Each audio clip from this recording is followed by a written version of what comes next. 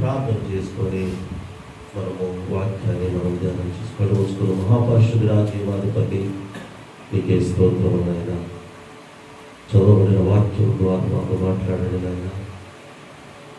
మీరు అక్కడకు సిద్ధపాటు కలిగి మేమందరూ నాకు హృదయం చేసి వినగల వారికి చెవులను మీరు దయచేయమని విని మా జీవితాన్ని సరి చేసుకుని కుటుంబాలకు అందరికీ దయచేసి నాతో మీతో మీరు మాట్లాడి మీరే మద్దతు పొందుకోమని యేసు నామమున అడిగి వేడుకొనుతుంది నామ తండ్రి, ఆమేన్ ఆమేన్. హల్లెలూయా.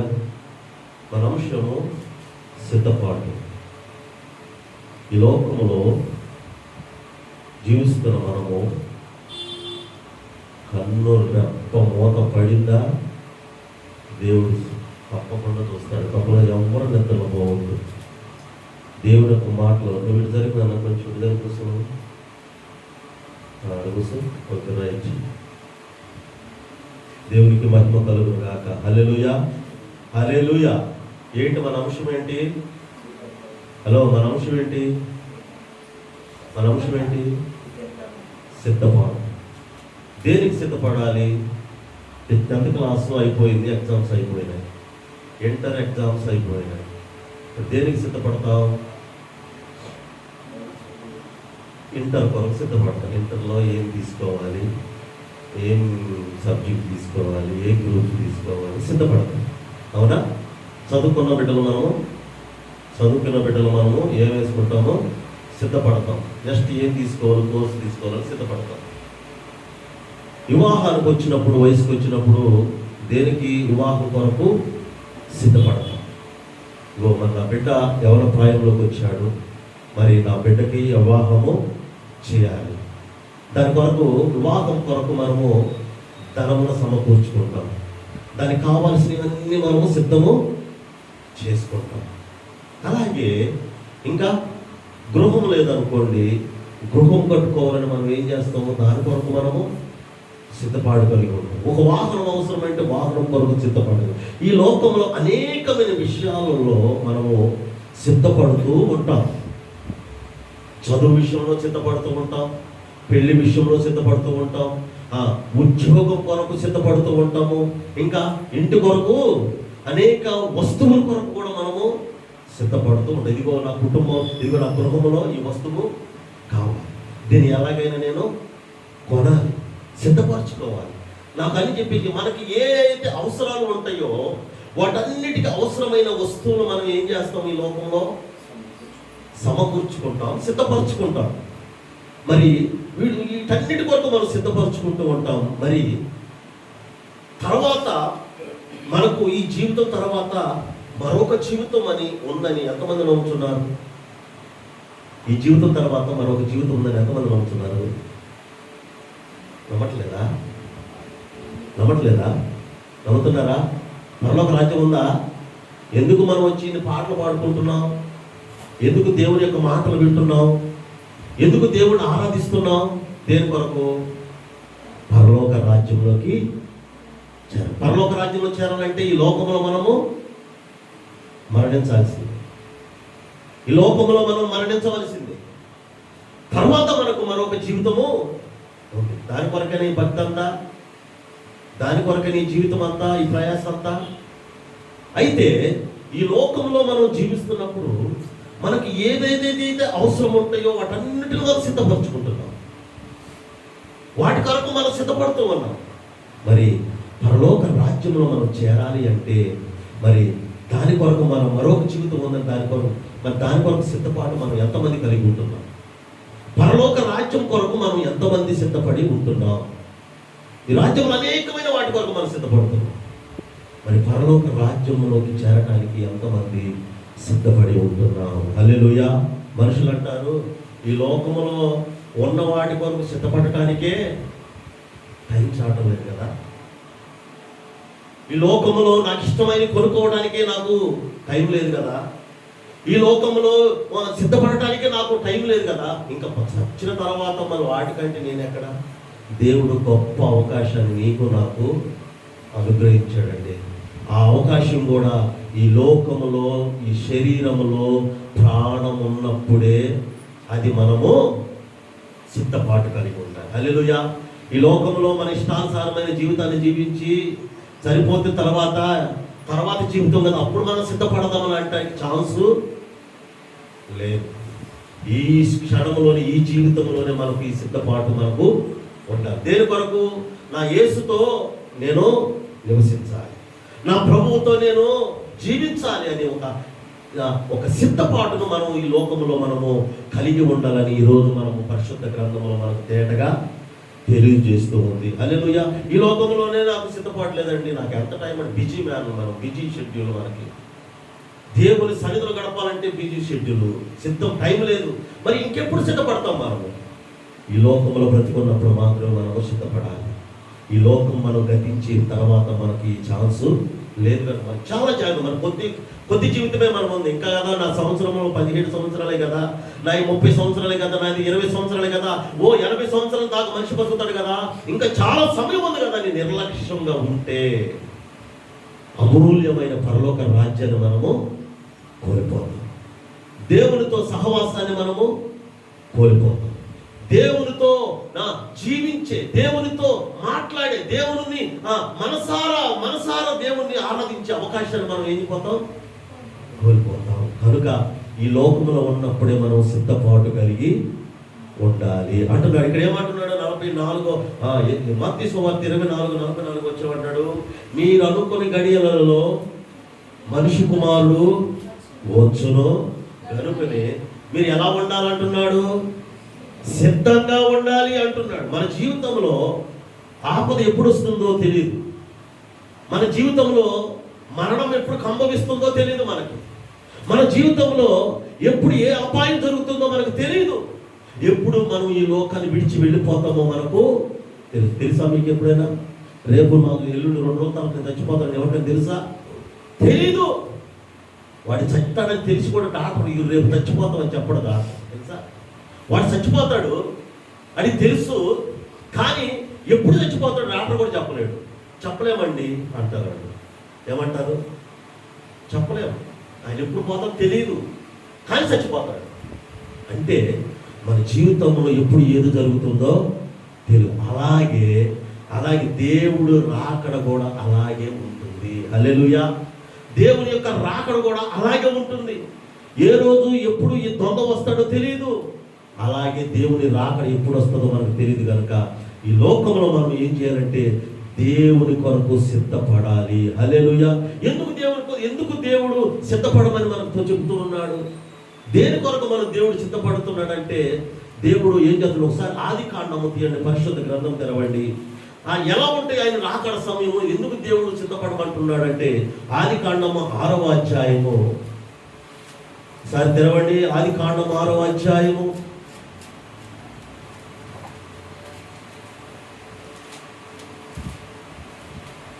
5వ వచనం చదువుకుందాం మనం.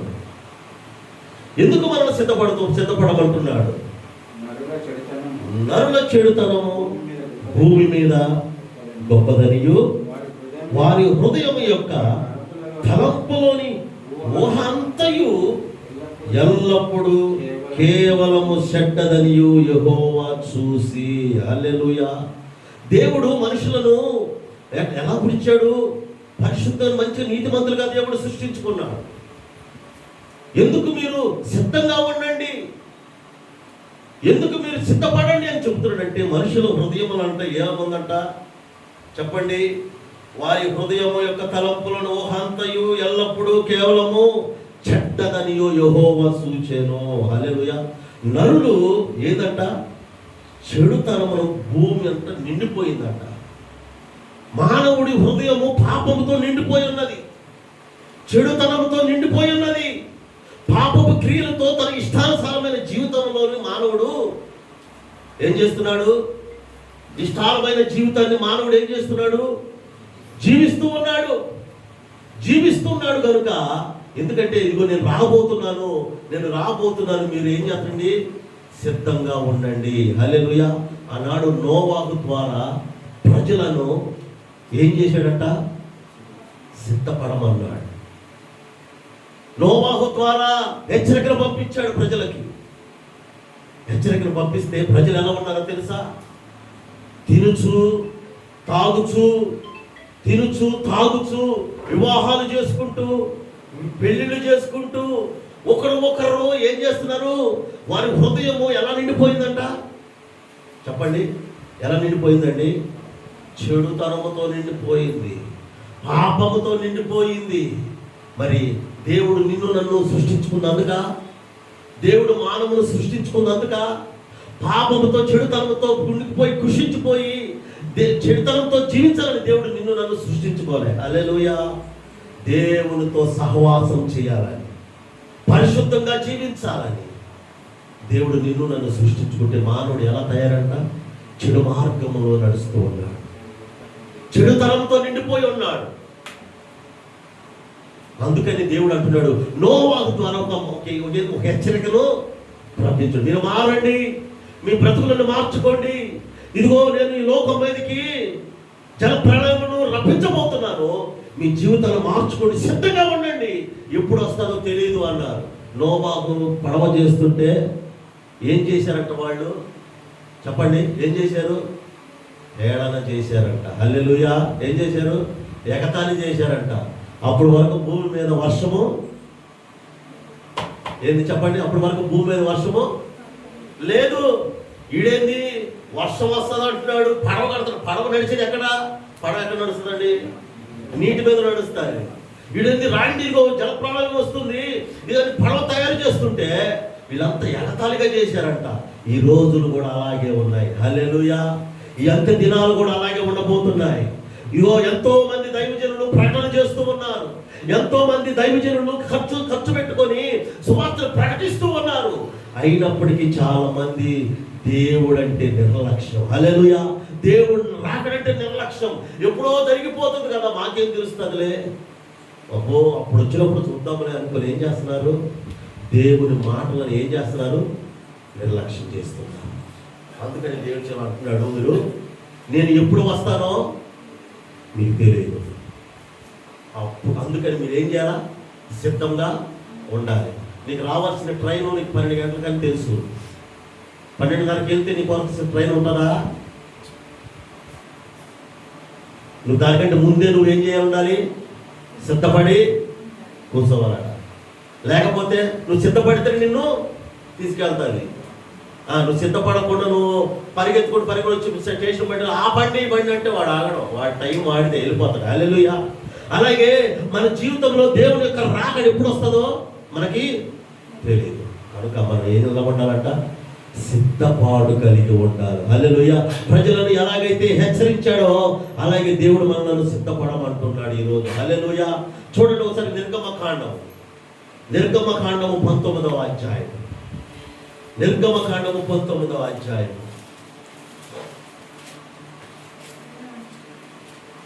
19వ అధ్యాయం 10వ వచనం చదవండి.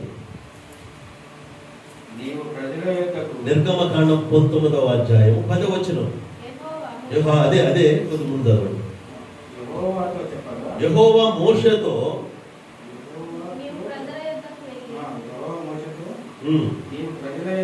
నీవు ప్రజల యొద్దకు వెళ్ళి నేడును రేపును వారిని పరిశుద్ధపరచము, వారు తమలో బట్టలు ఉతుకుకొని 3వ నాటికి సిద్ధముగా ఉండవలెను. 3వ నాడు కన్నుల ఎదుట సీనాయి పర్వతం మీదకి దిగివచ్చును. హల్లెలూయా. మోషేతో దేవుడు చెబుతూ ఉన్నాడు, నీ ప్రజలందరినీ, మన ప్రజలందరూ, ఇశ్రాయేలు ప్రజలందరినీ ఏం చేయమంటున్నాడు? సిద్ధపరచు అంటున్నాడు. ఎందుకు? దేవుడు సీనాయి పర్వతం మీద రాబోతూ ఉన్నాడు. అందుకనే దేవుని చూడాలి అంటే, దేవుని మాటలు వినాలంటే, దేవుని యొక్క రాజ్యంలో మనం ప్రవేశించాలంటే మనం ఎలా ఉండాలి? చెప్పండి. పరిశుద్ధముగా మనము ఉండాలి. దేవుని ఎదుట మనం పరిశుద్ధపరచబడాలి. మన జీవితాల్లో మనం కడుక్కోవాలి. మన చెడు క్రియలన్నిటిని మనం ఏం చేసుకోవాలి? విడిచిపెట్టాలి. హల్లెలూయా. విడిచిపెట్టి మనం ఏం చేయబడాలి? చెప్పండి, ఏం చేయబడాలి? పరిశుద్ధపరచబడాలి. హల్లెలూయా. దేవుని రాకడలో మనం సిద్ధముగా ఉండాలి అంటే ఎవరండి సిద్ధపడతారు? ఎవరు సిద్ధపడతారండి? పరిశుద్ధపరచబడిన వారు దేవుని రాకడ కొరకు సిద్ధముగా ఉంటారు. హల్లెలూయా. మరి దేవుని రాకడ కొరకు సిద్ధము కలిగి ఉన్నాడు అంటే వారు ఏం చేస్తారంటే వారి బట్టలను ఏం చేసుకోవాలి? ఉదుపుకోవాలి. హల్లెలూయా. మన చెడు క్రియలను మనము తొలగించుకోవాలి. మన పాప జీవితంలో మనము విడిచిపెట్టాలి. విడిచిపెట్టితే మనము ఏం చేయబడతాము? పరిశుద్ధపరచబడతాము. హల్లెలూయా. పరిశుద్ధపరచబడిన వారు దేవుని రాకడ కొరకు సిద్ధముగా ఉంటారు. లోకంలో జీవించేవాడు దేవుని మాటలను కేత చేయడు. ఏం చేస్తాడు? ఒరే నాయనా, నీ బ్రతుకులు మార్చుకో అని చెప్తే నువ్వు నాకు చెప్పేది ఏంది అంటాడు. ఆ మాటలు ఏం చేస్తాడు? కేర్లెస్గా తీసుకుంటాడు. ఎవరైతే ఇదిగో నా దేవుని రాకడ కొరకు నేను సిద్ధపడి ఉంటాను, నా దేవునితో నేను ఎత్తబడాలి అని ఎవరైతే ఒక తీర్మానం తీసుకుంటారో వారు ఏం చేస్తారంటే వారు చెడుతనములను పాపములను ఏం చేస్తారు? విడిచిపెడతారు. హల్లెలూయా. వారి హృదయములను ఏం చేస్తారు? కడుక్కుంటారు. ఆనాడు నోవాహు ద్వారా దేవుడు ఏం చేశాడు? హెచ్చరికను పంపించాడు. ప్రజలు ఏం చేశారు? నిర్లక్ష్యం చేశారు, కేంద్ర చేశారు. అంటే లెక్క చేయలేని మాటలు ఏం చేయబడ్డారు? అందరూ నశించిపోయారు. హల్లెలూయా. ఈనాడు అంటున్నాడు మోషే కూడా, నా ప్రజలను ఏం చేయి? నువ్వు పరిశుద్ధపరచు, సిద్ధపరచు. నేను సినాయి కొండ మీద నేను దిగబోతున్నాను. ఇదిగో నువ్వు ఎవ్వరు కూడా నీ చెడుతనంతో నా ఎదుట ఉండకూడదు. హల్లెలూయా. అందుకని అందరిని ఏం చేయను? పరిశుద్ధపరచు, సిద్ధపరచని ఎలాగైతే మోషే ద్వారా దేవుడు ఎలాగైతే హెచ్చరికలు జారీ చేశాడో ఈరోజు అనేకమైన దైవజనుల ద్వారా కూడా దేవుడి హెచ్చరికలను జారీ చేస్తున్నాడు. హల్లెలూయా. అయినా కూడా దేవుడు అంటే భయము భక్తి లేకుండా, దేవుడంటే మనకు అసలు లేడు అన్నట్టుగానే దేవుడు సన్నిధిని చాలా మంది నిర్లక్ష్యం చేస్తూ జీవిస్తున్నాడు. ఎవరైతే దేవుడు చిత్తపడమన్నప్పుడు చిత్తపడతారో వారిని క్షమించడానికి దేవుడు సిద్ధ మనసు కలిగి ఉంటాడు. హల్లెలూయా. నాయనా, పలానా డేట్ వరకే నీకు అప్లికేషన్కి టైం. ఓకే, నువ్వు ఆ టైం లోపలే నువ్వు అప్లికేషన్ నాకేం చేయాలి? నువ్వు సమర్పించాలి అన్నప్పుడు నువ్వు ఏం చేస్తావు? ఆ టైం లోపే మన అప్లికేషన్ ఏం చేస్తాం? మనము సమర్పిస్తాం. ఇప్పుడు ఆ టైం తర్వాత నువ్వు అప్లికేషన్ పెట్టుకున్నావు అనుకోండి, దాన్ని స్వీకరిస్తారా? స్వీకరించాలి. దేవుడు మనల్ని ఎప్పుడైతే మీరు సిద్ధపడండి, నీ మారు మనసు పొందండి, నీ బ్రతుకులను మార్చుకోండి, నీ పరిశుద్ధంగా జీవించండి అని ఎప్పుడైతే హెచ్చరికలు పంపిస్తాడో, ఎప్పుడైతే దైవజనుల ద్వారా ఈ మాటలు మనం హెచ్చరిస్తూ ఉంటాడో అప్పుడు ఎన్నిటిని తగ్గించుకొని మన జీవితాన్ని మార్చుకుంటామో మనం క్షమించడానికి కూడా దేవుడు సిద్ధంగా ఉన్నాడు. హల్లెలూయా. మీరు మార్చుకోమన్నప్పుడు మన జీవితాన్ని మార్చుకోకుండా నిర్లక్ష్యంగా మన జీవితాన్ని జీవిస్తూ మనం ఉన్నామనుకోండి, దేవుడు ప్రభు అని ఆ రోజు వచ్చి మన దేవుడి సన్నిధిలో మనము ప్రాధాయపడ్డామనుకో, నువ్వెవరమో అంటాడు. హల్లెలూయా. నువ్వెవరమో అంటాడు. నీ టైం అయిపోయింది అంటాడు. వెలుగున్నప్పుడు దీపం ఉండగానే ఏం చేయాలి? మన జీవితాలను చెప్పండి చక్కబెట్టుకోవాలి. చీకటి నువ్వేం చేయలేవు. చీకటి అంటే ఏంటి? పాపముతో ఉన్నప్పుడు మనం ఏం చేయాలి? మన జీవితంలో ఏది కూడా చేయలేము. దేవుని రాజ్యంలో మనము ప్రవేశించలేము. అన్నప్పుడే వెలుగు ఉన్నప్పుడు మాత్రమే మన జీవితాలను ఏం చేయాలా? సరిదిద్దుకోవాలి. హల్లెలూయా. సమయం ఉండగానే మన జీవితాలను ఏం చేయాలా? దేవునికి సమర్పించాలి. నువ్వు కన్ను చూపు మంచిగా ఉన్నప్పుడు, దేవుని వాక్యం చదివగలిగినప్పుడే మన జీవితాలను మార్చుకోగలం. హల్లెలూయా. ఈ పరిశుద్ధ గ్రంథములో మన జీవితాన్ని మార్చడానికి అనేకమైన పరిశుద్ధమైన మాటలు కలిగి ఈ పరిశుద్ధ గ్రంథం ఉంది. పరిశుద్ధ గ్రంథాన్ని చదివితే మన జీవితాన్ని మాత్రం. అంతేగాని చూపు చనిపోయిన తర్వాత నేను చదవాలని ఉందన్నాం అనుకో, ఏం ఉపయోగం? సమయం ఉన్నప్పుడే దేవుడు మనం మారు మనసు పొందకుండా, దేవుని కొరకు నిలబడకుండా మనము సమయం దాటిపోయిన తర్వాత చాలా మందికి ఒక అపోహ ఉందండి, ఇంకా వయసు ఉంది కదా, మా పల్లెటూరులో అదే ఉంది, ముసలోళ్ళు అయిపోయినప్పుడు కదా నీ జీవితం ఇంకేం రా, ఇంకా చాలా ఉంది, అనుభవించిన తర్వాత చూద్దాం అని చాలా మంది నిర్లక్ష్యంతో ఉన్నారు. నువ్వు ఎప్పుడైతే ఇది మంచి చెడు అని తెలిసిందో అప్పటి నుంచే నీ కౌండౌన్ స్టార్ట్ అయిపోయినట్టే. హల్లెలూయా. అప్పటి నుంచి మన కౌండౌన్ స్టార్ట్ అయినట్టే. అందుకని మనం ఏం చేయాలంటే ఎప్పుడు అని టైం అర్థం చేసుకోవద్దు, నిర్లక్ష్యం చేసుకోవద్దు. మన జీవితాన్ని ఎంత తొందరగా అంత మార్చుకొని దేవుడు రాకడ కొరకు ఎవరైతే సిద్ధముగా ఉంటారో వారిని క్షమించడానికి కూడా దేవుడు సిద్ధంగా ఉన్నాడు. ఎందుకంటే ఆయన సిద్ధ మనసు కలిగిన దేవుడు. హల్లెలూయా. అవునా? చూడండి ఒకసారి కీర్తనలు 86వ కీర్తన చదవండి, పరిశుద్ధ గ్రంథము తెలిసి 86వ కీర్తన 86వ కీర్తన 5వ వచనం చదవండి ఒకసారి.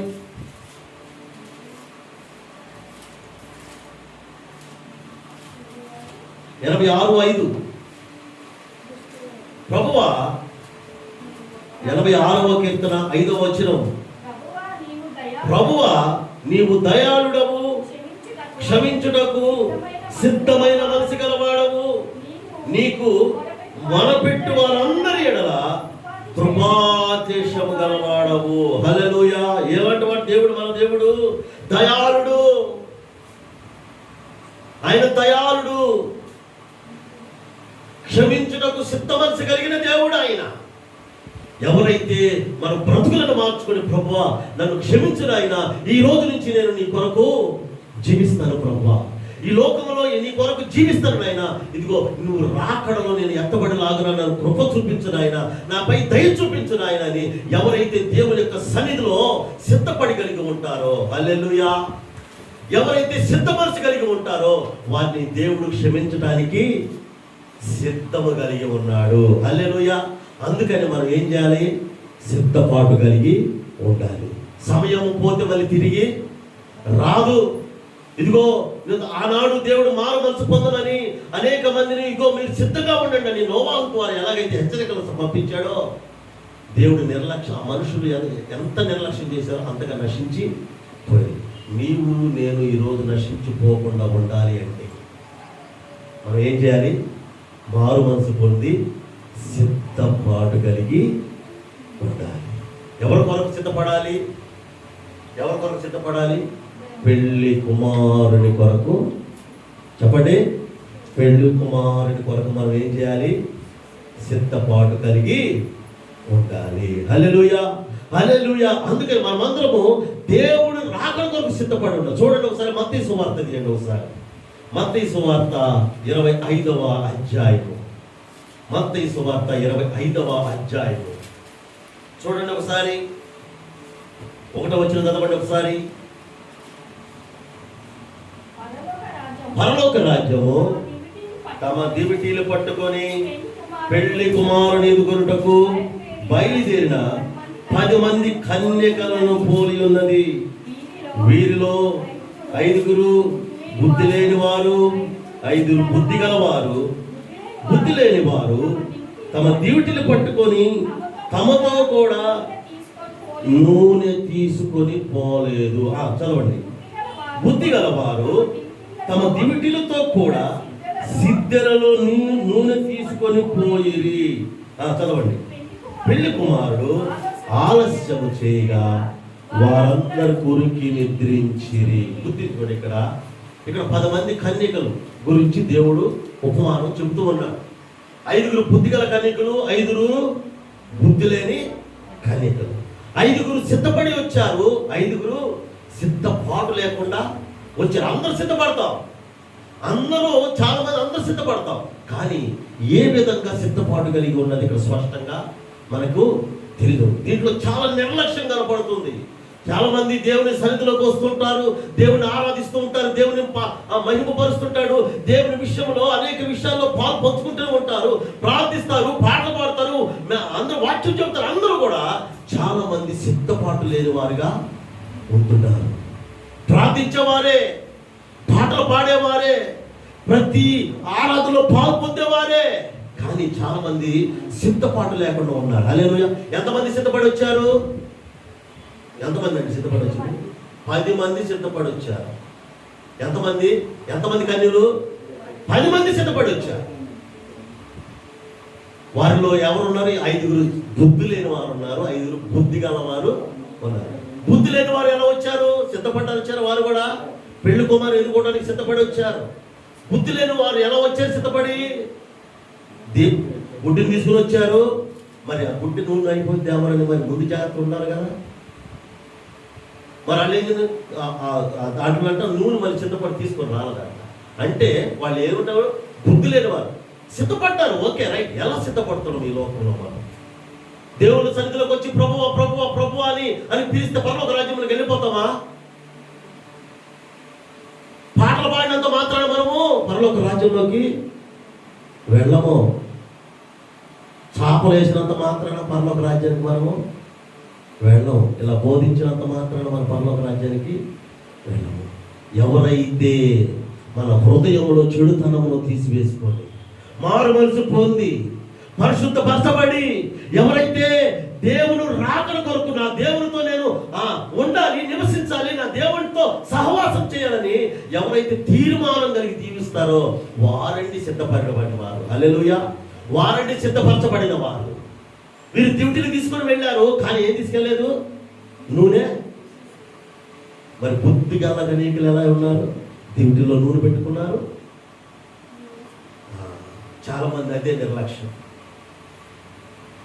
ఉన్నది ఉన్నట్టుగా చాలా మంది నిర్లక్ష్యం అదే. మనందరిలో నిర్లక్ష్యం అదే. ప్రస్తుతానికైతే వెళ్దాంలే, ప్రస్తుతానికైతే చిన్న ప్రార్థన చేసుకుందాంలే, ప్రస్తుతానికైతే చర్చిలో దేవుని మందిరంలో ఒక చిన్న పని చేద్దాంలే. అప్పుడు కొద్దిగా అప్పుడు మనం ఈ సమయం దొరికినప్పుడు చేద్దాం తప్ప. దేవుని రాకడ ఎలా ఉంటుంది అన్నాడు? అనుకోని గడియలలో ప్రభు రాకడ ఉంటాయి. దేవుని రాకడ ఎప్పుడు వస్తుందో తెలీదు. చూద్దాములే అప్పుడు చూద్దాములే, ఇవన్నీ చక్కబడినాక అప్పుడు పూర్తిగా దేవుళ్ళు ఉందాములే, లేకపోతే అప్పుడు పూర్తిగా దేవుడిని పాటలు పాడదాం, అప్పుడు ఇస్తాలే దేవుడికి సమయం అనుకుంటే ఈ లోపు దేవుడు రాకడ వచ్చింది. ఏమిటి మన పరిస్థితి? ఏంటి మన పరిస్థితి? అందుకని అంటున్నాడు, నేను ఎప్పుడు వస్తాను కూడా తెలియదు, నా తండ్రి ఎప్పుడు పంపిస్తాడు కూడా నాకు తెలీదు. అందుకని మీరు ఎప్పుడు ఉండాలి? సిద్ధపడుతూనే ఉండాలి. ప్రతిరోజు మనం సిద్ధపడుతూనే ఉండాలి. ఈ రోజుకి సిద్ధపాటు అయిపోయింది, రేపు చూద్దాం అనుకోవడానికి వీళ్ళు ప్రతిరోజు మనం సిద్ధపడుతూనే ఉండాలి. దేవుడు తొంగొచ్చినట్టు రాత్రిపూట రావచ్చు, అందరు నిద్రపోయే సమయంలో రావచ్చు. ఈరోజు పొద్దున లేచి నాకు సరిదిద్దుకుందామని అనుకునే లోపు ఈ నైట్ రాత్రే రావచ్చు. అందుకని మనం ఏం చేయాలి? సిద్ధపాటు కలిగి మనము ఉండాలి. 5 కన్యకులు సిద్ధపాటు లేకుండా వెళ్ళారు, ముందు జాగ్రత్త లేకుండా వెళ్ళారు. మరి ఏం చేస్తారు? నిర్లక్ష్యం వచ్చారు. చూద్దాంలే అని.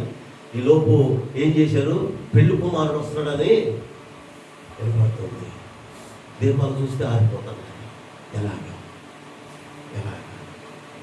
కొంతమందికి మన జీవితాల్లో ఎలాగే ఉంటుంది. ఇదిగో దేవుని కొరకు నేను ఆత్మీయంగా జీవించాలి, దేవుని కొరకు నేను బలమైన విశ్వాసిగా నేను నిలబడాలి అని తీర్మానం తీసుకున్నప్పుడు చాలామంది మనందరి జీవితంలో మన దీపాలు ఆరిపోతూ ఉంటాయి.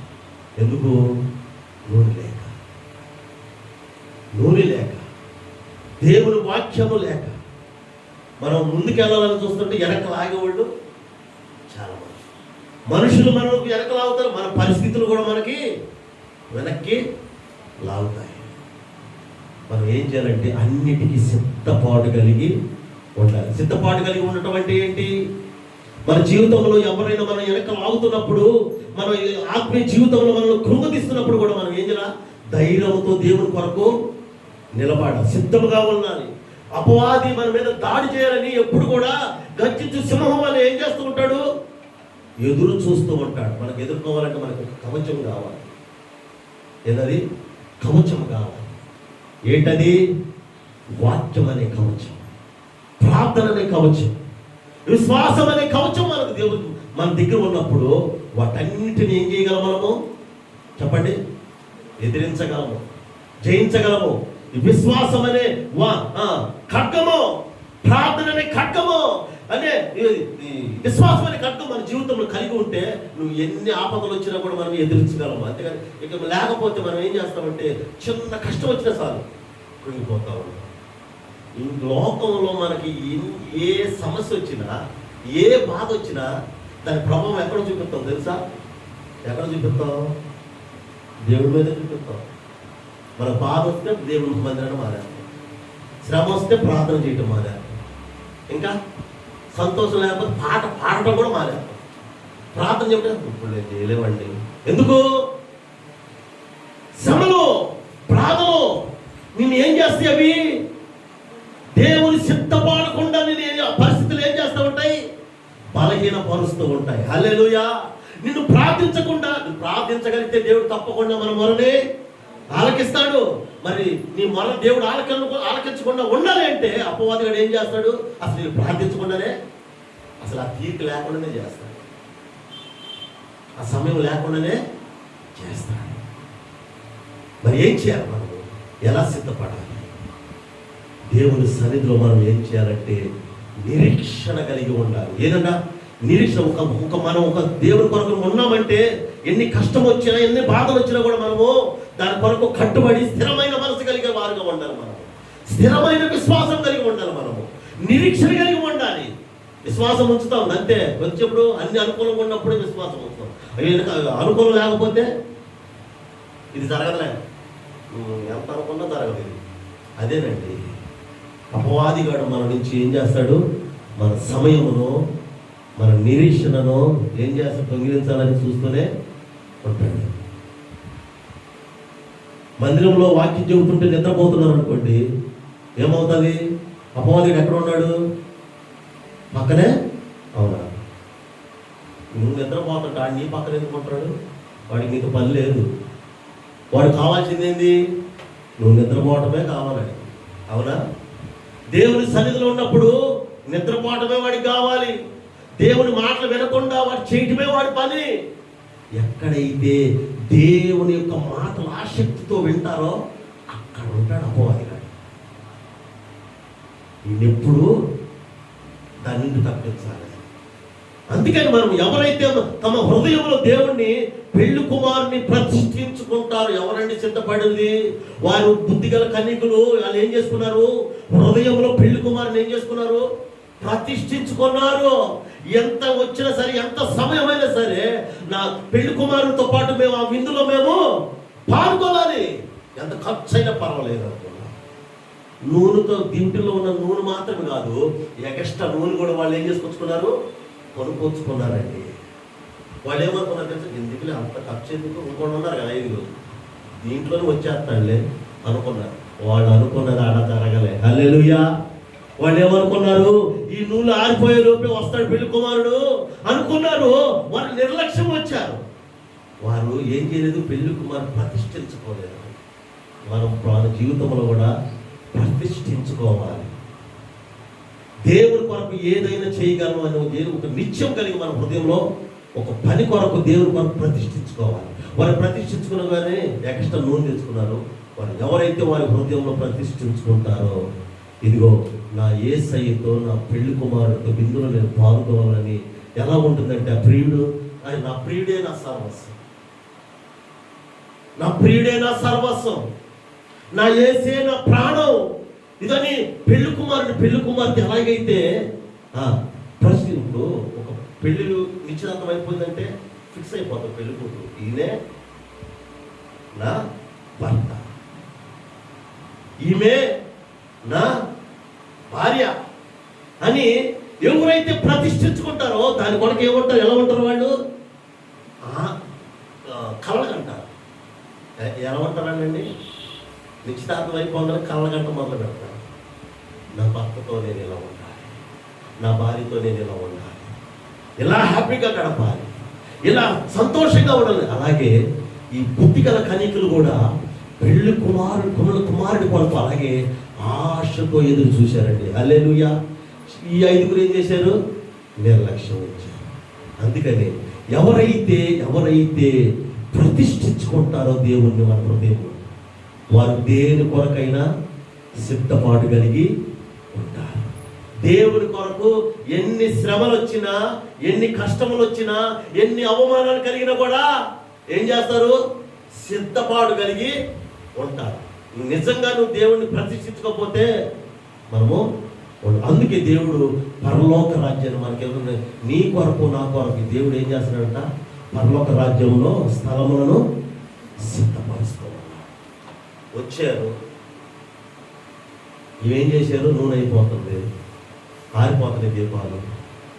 వాళ్ళు అడిగారు, బుద్ధిగా కనికలు అడిగారు, అమ్మా నాకు కొంచెం వాళ్ళు పెద్ద ప్రతిష్ఠించేసుకోవాలి, అయిపోయారు అంతే. వాళ్ళకి ముందు చిన్నపడు ఎందుకు ఇస్తారు? వీళ్ళు పోయి కొనుక్కొచ్చుకోవడంలోపు ఏమైంది? పెళ్లి కుమారుడు రానే వచ్చాడు. సిద్ధపడ్డ కన్యక 5 కన్యలు తీసుకుని లోపలికి వెళ్ళాడు. చూడండి, తలుపు తెరిచి ఉన్నప్పుడు మాత్రమే మనము అన్ని సిద్ధపాటు కలిగి ఉన్నాం. తలుపు మూసిన తర్వాత నువ్వు ఎంత బాదుకున్నా, ఎంత రొమ్మును కొట్టుకున్నా కూడా ప్రయాసం లేదు, ఉపయోగం లేదు. అందుకని అంటున్నాడు, మీరు హృదయం అనే తలుపునంతా కూర్చొని నేనేం చేస్తున్నాను?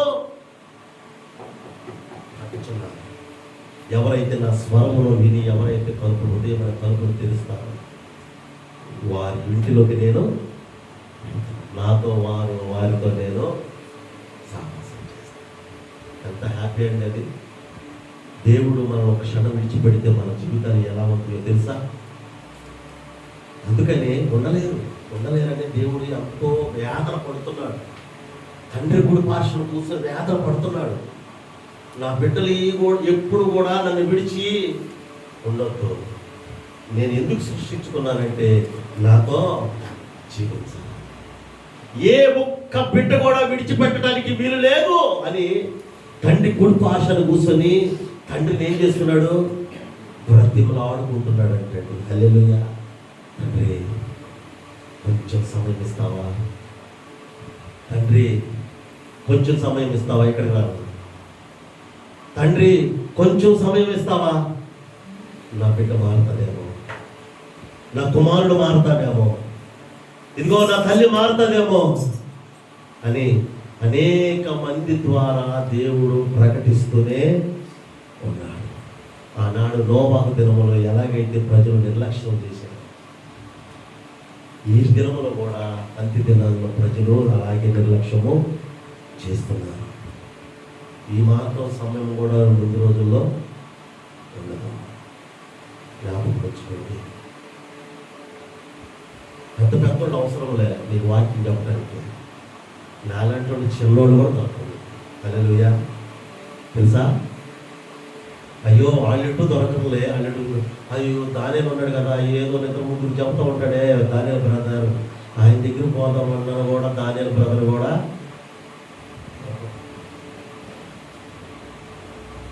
ఏం చేయాలంటే మనం సమయం ఉండగానే మన జీవితాన్ని దేవుడికి అప్పగించుకోండి. ఇది అంత్య దినాలు. అందరూ స్వస్థత సభలో, ఉజ్జీవ సభలో ఇవి కాదు మనకు కావాల్సింది. సిద్ధపాటు సభలు, సిద్ధపాటు. ఇది అంత్య దినాల్లో మనం ఉన్నాం. మనకు కావాల్సింది స్వస్థతలు కాదు, ఆశీర్వాదాలు కాదు. మనకు ఇప్పుడు కావాల్సింది ఏమిటి? పరలోక రాజ్యం కొరకు మనము సిద్ధపడాలి. హల్లెలూయా. దేవుని సిద్ధపాటు కలిగి ఉండాలి. అందుకని దేవుడు నీతో నాతో ఏం మాట్లాడుతున్నాడు? పిలుస్తున్నాడు. ప్రతి బిడ్డను పిలుస్తున్నాడు. బిడ్డ రండి రండి రండి. తండ్రి కుడి భాషలు కూర్చొని ఆయన ప్రతి మాట్లాడుతున్నాడు.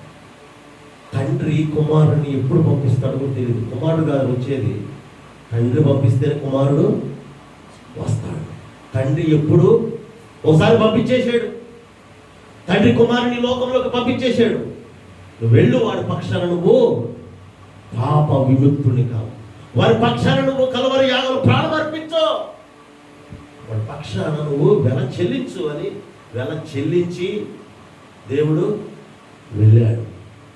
వెల చెల్లించినా కూడా చాలామంది దేవుణ్ణి త్యాగాన్ని మర్చిపోయి జీవిస్తున్నారు. అసలు దేవుడు ఎందుకంటే మన కోసం ప్రాణం త్యాగం చేయవలసింది? అసలు ఆ ఒక్క ప్రశ్నకి ఆలోచన చేసుకుంటే దేవుణ్ణి మనము విడిచిపెట్టలేదు. ఈ లోకంలో ఎవరైనా మనం కొంచెం సహాయం చేస్తేనే చాలా గుర్తుపెట్టుకుంటాం.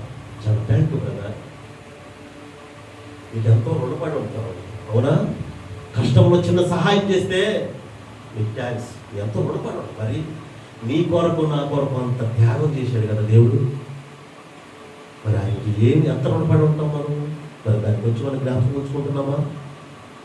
కొంచెం అన్నా మనుషులకు ఇచ్చే విలువ కూడా దేవునికి ఇవ్వడం లేదు.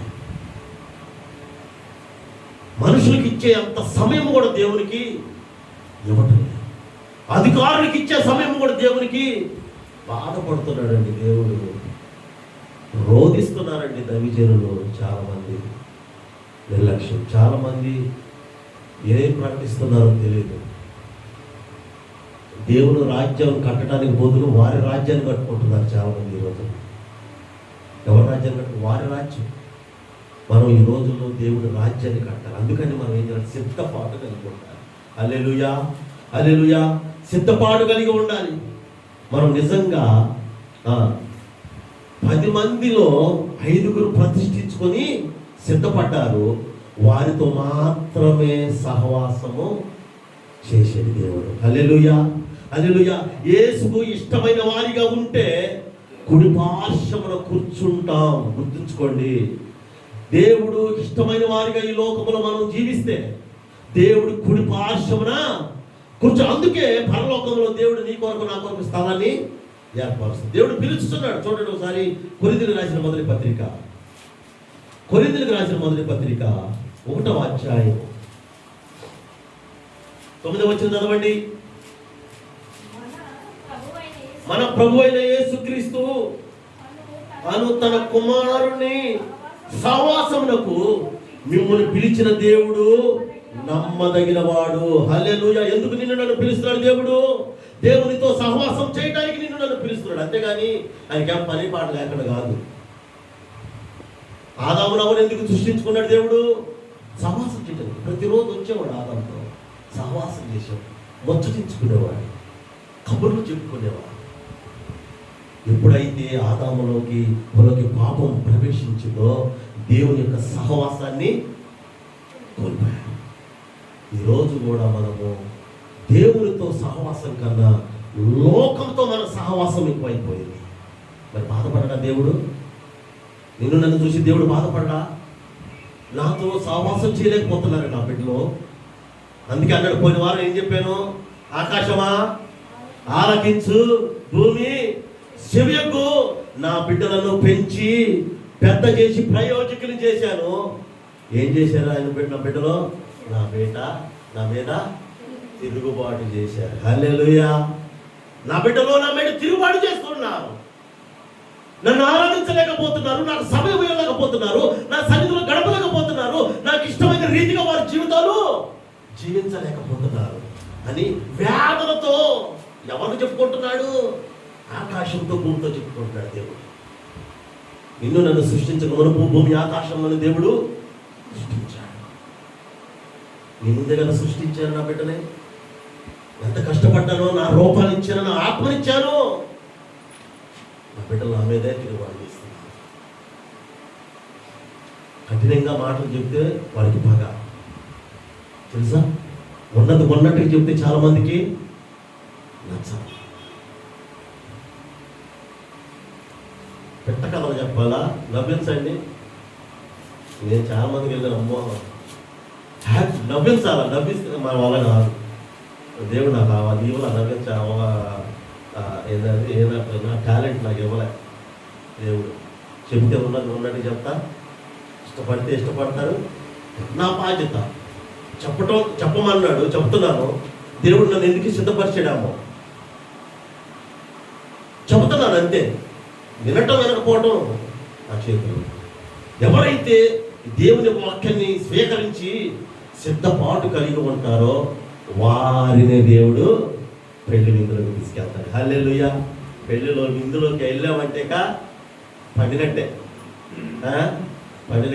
నేను నా ఊహ వచ్చినప్పుడు 2 పెళ్ళిళ్ళు చూశాను. నేను సంగారెడ్డిలో చేస్తున్నప్పుడు ముస్లిం బ్రదర్ సారో తాపించాడు. పెళ్ళి రమ్మన్నాడు. ఎన్ని వెరైటీలో తినలేకపోయింది. తర్వాత సిస్టర్కు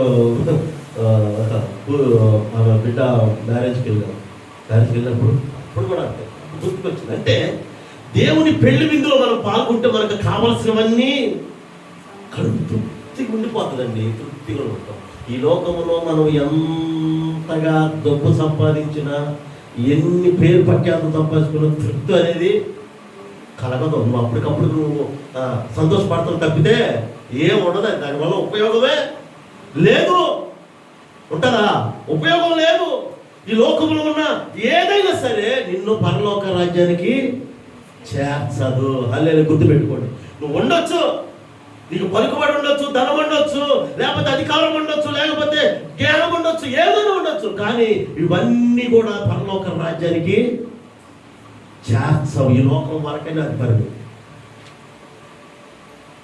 ఈ లోకంలో జీవించినంత కాలమే మనం సిద్ధపడాలి. ఈ లోకంలో మనము ఊపిరి ఉన్నంత అప్పుడే మనం సిద్ధపడాలి. ఊపిరి పోయిందంటే నీకు ఛాన్స్ లేదు. అందుకని ఏం చేస్తాడంటే ఎప్పుడు వస్తారో తెలియదు కాబట్టి సిద్ధంగా ఉండండి. హల్లెలూయా, హల్లెలూయా. అందుకని మనం ఏం చేయాలంటే సిద్ధపాటు కలిగి ఉండాలి. ఎవరు దేవుని కొరకు సిద్ధపడతారు? ఎవరండి దేవుని కొరకు సిద్ధపరిచేది? చూడండి ఒకసారి ప్రకటన గ్రంథం 3వ అధ్యాయం. ఎవరు సిద్ధపడతారు? ప్రకటన గ్రంథం 3వ అధ్యాయం. సమయం తొందరగానే ముగించేస్తాను నేను. మీరంత ఆసక్తిగా వింటే అంత తొందరగా ముగిసేస్తాను. మీరంతా ఉంటే నేను అంత సాగిస్తాను. సరేగా చూడండి, ఎవరు దేవుని కొరకు సిద్ధపడతారు? ప్రకటన గ్రంథం 3వ అధ్యాయము 3వ వచనం చదవండి ఒకసారి. నీవెలాగూ ఉపదేశము పొందితివో, ఎలాగే వింటివో జ్ఞాపకము చేసుకొని దానిని గైకొనుచు మారు మనసు పొందుము. నీవు జాగరూకుడవై ఉండని ఎడల నేను దొంగ వలె వచ్చేదను. హల్లెలూయా. అక్కడ వరకు కాపండి. ఎలా ఉన్నాడంట? నువ్వు ఎలాగో ఉపదేశము పొందితివో, ఎలాగూ వింటివో, ప్రతి వారము ప్రతి రోజు ఎలక్ట్రికల్ ద్వారానో మీడియా ద్వారానో అనేక విధాలుగా దేవుని యొక్క మాటలు మనం ఏం చేస్తున్నాం? వింటూనే ఉన్నాం. నువ్వు ఎలాగైతే ఉపదేశము పొందితివో, ఎలాగ దేవుని యొక్క మాటలు వింటువో విని జ్ఞాపకము చేసుకో. ఎవరైతే జ్ఞాపకము చేసుకొని దాన్ని గైకొనుచు మారు మనసు పొందుతారో, హల్లెలూయా, వారు సిద్ధపాటు కలిగి ఉంటారు. ఎంత చెప్పినా వినకపోతే మనకు మారు మనసు కలగదు. వింటేనే కదా మనకు మారు మనసు కలిగేది, జ్ఞానం కలిగేది వింటేనే కదా. వినకపోతే ఏడగలుగుతుంది మనకి. చాలామంది మారు మనసు పొందడానికి కారణం వినకపోవటమే. మాట ఉంటారు, మనుషులు ఉంటాం కానీ లోపలికి వెళ్ళడం నీకు తెలీదు. సిద్ధపడి ఎవరైతే దేవుని సన్నిధిలో కూర్చుంటారో, దేవుని ప్రతిష్ఠించుకుంటారో, వారు దేవుని యొక్క మాటలను వింటారు. వినటమే కాదు, ఏం చేస్తారు చెప్పండి, ఏం చేస్తారు? గైకొంటారు. ఎవరైతే వింటారో, జ్ఞాపకం చేసుకొని దాన్ని గైకొనుచు మారు మనసు పొందుకుంటారో.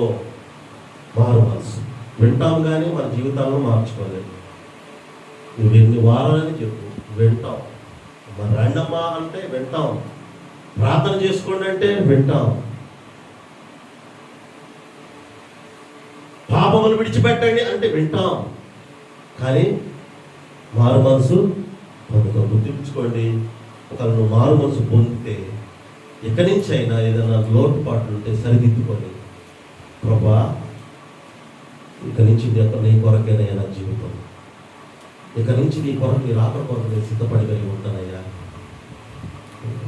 అని ఎవరైతే దేవుని రాక కొరకు సిద్ధపడి ఉంటారో వారిని దేవుడు తీసుకొని వెళ్ళబోతున్నాడు. హల్లెలూయా, హల్లెలూయా. చదవండి, ఇక్కడ ఏమంటున్నాడు? జాగరూకుడవై ఉండని ఎడల అంటే నువ్వు సిద్ధపడి ఉండని ఎడల నేను దొంగ వలె వచ్చుదును. ఏ గడియను నీ మీదకి వచ్చేదనో నీకు తెలియదు. అందుకని నేను ఎప్పుడు వస్తానో నీకు తెలియదు, ఎలా వస్తానో తెలియదు, ఏ రాత్రి వేళ వస్తానో తెలియదు, నేను ఎప్పుడు వస్తానో తెలియదు. అందుకని నువ్వేం చేయాలా? జాగ్రత్తగా ఉండు. నువ్వేం చేయమంటున్నాడు చెప్పండి, చదవండి తర్వాత. అయితే తమ వస్త్రములను అపవిత్రపరచుకొనని కొందరు సార్దీసులో నీ యొద్ద ఉన్నారు, వారు అర్హులు కనుక. హల్లెలూయా. ఎవరైతే దేవుడు నీకు నాకు ప్రశస్తమైన వస్త్రాలు ఇచ్చాడు, దేవుడు రక్షణ అనే వస్త్రాన్ని ఇచ్చాడు. దేవుడు కలువరి సిలువలో ఆయన మరణించి రక్తం కాచి నీకు నా కొరకు ఆయన ఏం చేశాడు? ప్రశస్తమైన వస్త్రాలను నీకు నాకు సిద్ధపరిచాడు. హల్లెలూయా.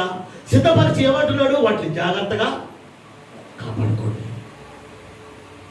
నీ రక్షణను జాగ్రత్తగా కాపాడుకోండి. ఎందుకంటే నేను ఎప్పుడు వస్తానో తెలీదు. అదొకటి మళ్ళీ అపవాది ఎప్పుడు దొంగలిస్తాడో తెలీదు. నీ వస్త్రములను అపవిత్రపరచుకొని కొందరు సాధిసులు నీ యొద్ద ఉన్నారు, వారు అర్హులు. ఎవరైతే తమ రక్షణ అనే వస్త్రమును భద్రపరుచుకొని కాపాడుకొని దేవుని కొరకు సిద్ధపాటు కలిగి ఉంటారో వారు మాత్రమే పరలోక రాజ్యానికి అర్హులు. హల్లెలూయా. అర్థమైందా? లేకపోతే డబ్బే. దేవుడు ప్రశిష్టమైన వస్త్రాలు ఇస్తే మనంతా మన వస్త్రాలు ఎలా ఉన్నాయంట? కంపు కొడుతున్నాయి, బురద. అంత పాపంతో మనం వస్త్రాలు ఏం కొడుతున్నాయి? కంపు కొడుతున్నాయి. రక్తంతో. కొన్ని వారం చెప్పారు కదా ఎలా ఉన్నాయంట మన వస్త్రములు, మన చేతులు ఎలా ఉన్నాయంట? రక్తముతో తడిచిపోయి. అందుకనే నీ ప్రార్థన నేను వినాలంటే, నేను నాతో పాటు పెళ్లి విందులకు తీసుకెళ్ళాలంటే ఏం చేయి? నీ చేతులను కడుక్కో, నీ వస్త్రములను భద్రంగా కాపాడుకో. దేవుడిచ్చిన రక్షణ భద్రంగా కాపాడుకోవాలి. ఇంట్లో దుష్టమైన వస్తువులనే తొందరపడుతున్నారండి. మరి దేవుడు అంత విలువైన వస్త్రాన్ని మనకి ఇచ్చినప్పుడు ఆ వస్త్రాన్ని కాపాడుకోవాలా లేదా? కాపాడుకుంటేనే అత్తపడుతున్నాం. హల్లెలూయా. ఏ గడిని ఏ మీదకి వచ్చినో తెలియదు. ఇంక చూడండి, అయితే ధరించుకొని ఎవరైతే కనుక తెల్లని వస్త్రములు ధరించుకొని నాతో కూడా సంచరిస్తారు. ఎవరైతే తెల్లని వస్త్రములు ధరించుకోండి, నీతి వస్త్రములు ధరించుకోండి, రక్షణ వస్త్రములు కాపాడుకొని ఎవరైతే ధరించుకొని సిద్ధముగా ఉంటారో వారితోనంట దేవుడు ఏం చేస్తాడు? సంచరిస్తాడంట. హల్లెలూయా, హల్లెలూయా. అందుకని మనం ఏం చేయాలంటే మనము సిద్ధపాటు కలిగి ఉండాలి. హల్లెలూయా. ధరించుకొనుచు ఏమన్నాడు చూడండి, ఇక జీవ గ్రంథంలోని అతని పేరెంత మాత్రం తుడిపి పెట్టక నా తండ్రి ఎదుట ఆయన దూతల ఎదుట అతని పేరు నేను ఒప్పుకుంటాను. నువ్వు నిజంగా ఈ లోకంలో దేవుని కొరకు నువ్వు రక్షణను కాపాడుకుంటూ దేవుని కొరకు పరిశుద్ధమైన జీవితాన్ని నీతిగా జీవిస్తే తండ్రి ఎదుటంట కుమారుడు అంట సాక్ష్యం ఇస్తాడంట. ఇప్పుడు తెలిసినోడు పెళ్ళికి వెళ్ళామనుకోండి, మనల్ని ఎవరో తెలియని పెళ్ళికి వెళితే ఎవరైనా ఒక తెలిసినోడు ఉండాలా?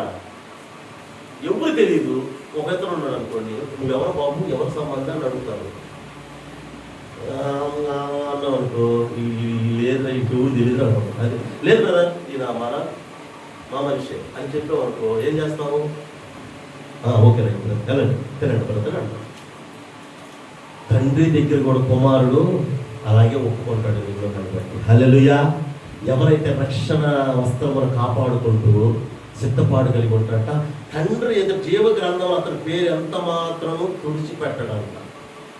నిజంగా దేవుని కొరకు సిద్ధపడుకుంటే తప్పకుండా దేవుడు తీసుకొని వెళ్తాడు. నా తండ్రి ఎదుటను ఆయన దూతల ఎదుటను అతని పేరును ఒప్పుకొందును. హల్లెలూయా. నీ కొరకు నా కొరకు దేవుడు ఏం చేస్తాడు? సాక్ష్యం ఇస్తాడు. ఎవరు సిద్ధపడతారని చెప్పాను? ఎవరైతే దేవుని వాక్యాన్ని గైకొని మారు మనసు పొంది సిద్ధపాటు కలిగి ఉంటారో వారు మాత్రమే ఎత్తబడతారు. అయితే దేవుని పిలుపును మాత్రం దేవుని హెచ్చరిక నిర్లక్ష్యం చేయడానికి ఏం కలుగుతాయి తెలుసా? అపాయాలే కలుగుతాయి. చూడండి ఒకసారి సామెతల గ్రంథము 1వ అధ్యాయం, సామెతలు 1:24 ముగించుకుందాం. సామెతలు 1 నేను పిలవగా, చూడండి ఒకసారి చదవండి ఒకసారి 24 వచ్చిన. నేను పిలవగా మీరు వినకపోతిరి, నా చేయి చాపగా ఎవరు లక్ష్య పెట్టకపోయిరి. నేను చెప్పిన బోధ ఏమీ మీరు వెనక త్రోసివేసిరి, నేను గద్దింపగా లోపడకపోతిరి. కాబట్టి మీకు అపాయం కలిగినప్పుడు నేను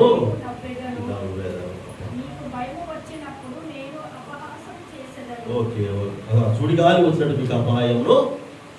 చూడండి, దేవుని యొక్క ఆజ్ఞలు, దేవుని యొక్క హెచ్చరికలను దేవుడు సిద్ధపడమని ఎప్పుడైతే మనం సెలవిస్తాడో అప్పుడు మనం సిద్ధపడకపోతే ఏమొస్తాయట? అపాయములు కలుగుతాయి అంటున్నాడు దేవుడు. అంటున్నాడు నేను పిలవగా నువ్వు వినకపోతే. రండి బ్రదర్, అవన్నీ సిస్టర్ అని పిలుస్తున్నావు. ఎందుకు? దేవుడు పిలవమన్నాడు కాబట్టి. అవునా?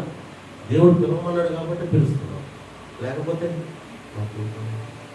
అందుకని ఎవరైతే దేవుడు పిలిచినప్పుడు దేవుని మాటను ఎవరైతే వింటారో దేవుడు చేయి చాపి, అయ్యా నీ హస్తము నాకు అందించండి, మీ ఏ పరిస్థితిలో ఉన్నా మిమ్మల్ని నేను గట్టెక్కిస్తాను, ఏ పరిస్థితిలో ఉన్నా మిమ్మల్ని నేను నిలబెడతాను అని దేవుడు మన వైపు చూసి హస్తములు దాపుతున్నప్పుడు ఎవరైతే దేవుని హస్తములు అందుకుంటారో వారిని దేవుడు తప్పకుండా లేపుతాడు. దేవుని హస్తాన్ని అందించకుండా నా ప్రభు నన్ను దీవించటం లేదు, నా ప్రభు నా కష్టం నుంచి నన్ను విడిపించటం లేదు అంటే ఏమో కరెక్టే.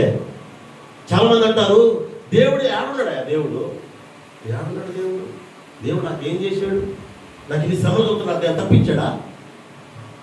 కరెక్టే. నీకు శ్రమలు వచ్చినాయి కరెక్టే, నేను ఎవరు ఆదుకోవట్లే కరెక్టే. మరి దేవుడు కష్టాల్లో ఉన్నప్పుడు, ఈ శ్రమలు వచ్చినప్పుడు ఎవరి వైపు చాపాలి మన చేతులు? దేవుడి వైపు. దేవుడు కూడా నీ వైపు చేతులు ఎప్పుడు చాచే ఉంటున్నాయండి. ఆయనకు చాచే ఉంటున్నాయి చేతులు. మనమే ఆ చేయి అందించలేకపోతున్నాం దేవుడికి. తెలుసా? నేను చాచినప్పుడు దేవుడు కొట్టుకుంటాడో లేదో ఈ అనుమానాలు. మళ్ళీ దేవుడు ఎప్పుడు కూడా మన వైపు చేతులు చాపే ఉంటాడు, కానీ మనమే ఎప్పుడైతే మన హస్తములను దేవుని చేతిలో పెడతామో, మన జీవితంలో ఎప్పుడైతే దేవునికి అప్పగించుకుంటామో, మన బ్రతుకుని ప్రతిదీ దేవుని మీద ఆధారపడి దేవునికి అప్పగించుకుంటామో, అప్పుడు ప్రతి శ్రమ నుంచి ప్రతి బాధ నుంచి నిన్ను నన్ను ఏం చేస్తాడు? దేవుడు విడిపిస్తాడు. ప్రభువా ప్రభువా ప్రార్థన చేస్తాం. ఎంత ప్రార్థన చేస్తే ఏం సొమ్ము? దేవునికి నా బ్రతుకుని అప్పగించకుండా, మన జీవితాన్ని సమర్పించుకోకుండా, ప్రభువా నన్ను దీవించిన ఆయన అంటే నువ్వు ముందు నీ చెడకాలను మార్పు, నువ్వు చేసే చెడ్డ పనులు మార్పు.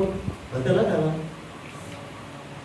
నా డబ్బు అంతా బాగుంటుందని అంటే నువ్వు ప్యాకెట్ ఆడుకోండి మార్పు. ప్యాకెట్లో నా డబ్బు అంతా పోతుందంటే నువ్వు ఆడితే నీకు పోయేది. నువ్వు ఆడుకుని ఉండవు, ఎందుకు పోతుంది? అంతే. కనుక మనం ఏం చేయాలండి? రక్షణ వస్త్రమును కాపాడుకోవాలి. ఏం చేయాలా? నీతి వస్త్రమును మనం కాపాడుకోవాలి. నీతి వస్త్రం, దేవుడిచ్చిన రక్షణ వస్త్రాన్ని, నీతి వస్త్రాన్ని అనేది మనం దేవుడి మనలో కాపాడుకుంటే అంటే యేసు నీకేం చేస్తాడు? నీకు వాటిని దేవుడు అప్పగించాడండి. నీకు ఒక నీతి వస్త్రములో రక్షణ వస్త్రాన్ని నీకు అప్పగించాడు. దాన్ని మనం కాపాడుకోవాలి.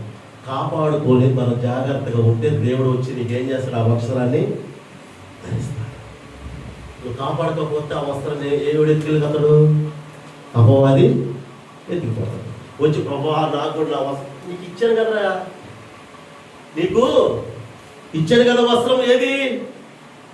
నీకు ప్రశస్తమైన వస్త్రాన్ని ఇచ్చాను కదా, అది ఏది అంటే యామో ప్రభువా ఎవడు ఎత్తుకెళ్ళిపోయాడు.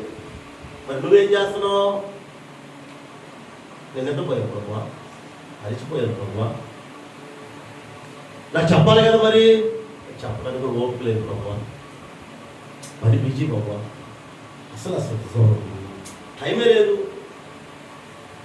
నాకు చెప్పాలి కదా బిడ్డ, చెప్తే నేను ఏదో సెక్యూరిటీ నేను ఏదో చేసి అది కూడా లేదు ప్రభువా. అది కాపాడుకోవడం అది చెప్పడం కూడా మనకి నీకు ఇచ్చిన వస్త్రాన్ని నేను నీకు ధరించాలి అంటే నువ్వేం చేయాలి? దాన్ని కాపాడుకోవాలి. ఒక యజమానుడు ఒక గృహంలో కొంతమందిని పెట్టి వెళ్ళాడు, నేను ఎప్పుడు వస్తానో మీకు తెలియదు, జాగ్రత్తగా దీన్ని కాపలా కాయండి అని చెప్పిపోయాడు. మనం ఎలా ఉండాలి? మెలకువగలిగి దాన్ని కాపాడాలి. ఆయన ఎప్పుడు వస్తాడో తెలియదు, కాపాడాలి. వచ్చినప్పుడు ఏం చేస్తాడు? ఒక యజమానుడు అంట, ఆయనకి చాలా ఇళ్ళు ఉన్నాయంట, ఒక పెద్ద బంగళా. ఆయన విదేశాలకు వెళ్ళిపోతూ ఒక ఇద్దరు ఫ్యామిలీని దాంట్లో ఉంచి వెళ్ళిపోయాడు. నాయన ఇంటిని చాలా జాగ్రత్తగా కాపాడు, నేను వచ్చిందా